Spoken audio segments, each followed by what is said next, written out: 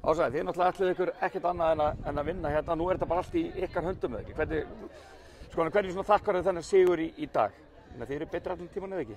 Jú, mér fannst það allan betri mest allan leikinn. En þú veist, ógeðslega þetta var bara hörkuleikur, ógeðslega mikið barátta og já, bara, en við höfum það allan tíman. Já, og þegar staðan bara 1-0, þá náttúrulega þarf lítið til að það jafni, en það ógnuðu svo sem ekkert það mikið, kannski bara nokkur sinnum, en mér finnst við frekar ógna miklu meira, en það fór bara 1 mark inn, en það er nóg. Já, en þegar markið kom, þá voruð þið búin að fá 2 mjög góð færi, þannig að hljótið þetta ekki að teljast bara sanngjarnt úrslit. Jú. Hvert var ykkar upplegg fyrir leikinn? Hvað lögðuð upp með?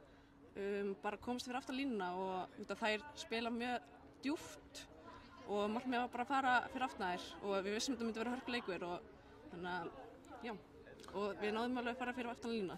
Og er ekki dálítið gaman fyrir ykkur að hafa þetta bara í ykkar höndum? Ef þið vinnið síðasta leikinn HK, þá er þið bara komnar upp í bestu deild? Jú, það er eiginlega bara rosalegt. Við byggumst líka ekkert við því í byrjun tímabilsins, eða undirbúningstímabilinu, við vorum ekkert eitthvað... Ég meina, þið vissuð ekkert hvað þið voruð að fara út í... Bara alls ekki, ég held að enginn bösti þessu, en bara ógeðslega stórt að liðinu.